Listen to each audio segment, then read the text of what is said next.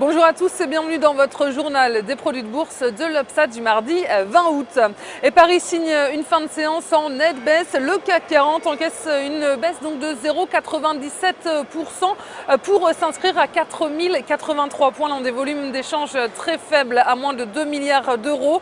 Et la place parisienne marque une pause après avoir signé un nouveau record annuel vendredi.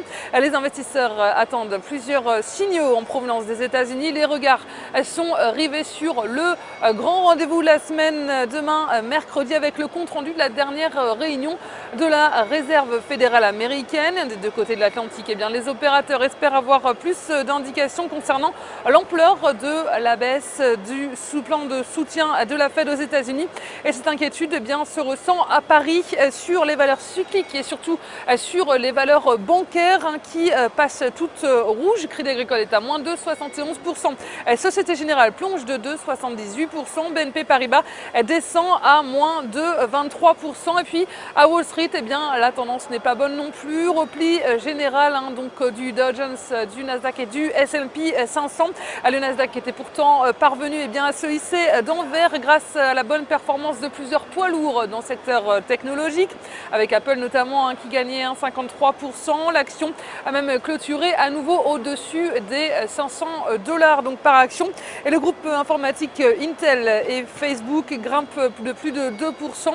Google s'inscrit en hausse également. En revanche, eh bien, la tendance est mitigée du côté des valeurs bancaires, des valeurs bancaires qui sont sous pression à cause de la Fed. JP Morgan lâche 2%. À noter, un établissement fait l'objet d'une enquête sur des méthodes d'embauche douteuses en Chine.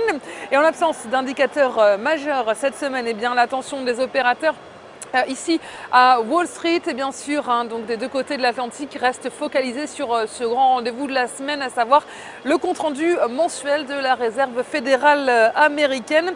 Les investisseurs eh bien, espèrent plus d'indications sur l'orientation de la politique de la Fed et ses rachats d'actifs. Cette aide versée par la Fed à l'économie américaine eh bien, pourrait tomber selon les spéculations de 80 à 60 milliards de dollars mensuels et donc bien, les craintes d'une diminution de cette aide se ressent sur le marché des devises. L'euro gagne du terrain face au dollar à 1,3343. Et on s'intéresse aujourd'hui au groupe pharmaceutique Sanofi. Graphiquement, la zone de support autour des 74 € a fédéré les flux acheteurs début août et permet désormais d'anticiper une reprise progressive de la tendance haussière sur le titre. Et la cassure des 79 € délivrera un signal d'achat grâce à la validation d'une figure de consolidation en biseau descendant permettant de viser un retour sur les précédents points hauts autour des 86 €. Et la stratégie qui vous est proposée pour jouer cette valeur, c'est l'achat du Warrant Call Sanofi à 4075 T d'Unicredit au prix d'exercice de 75 € et d'échéance au 6 décembre 2013. C'est tout pour aujourd'hui. On se retrouve demain et d'ici là, passez une excellente journée.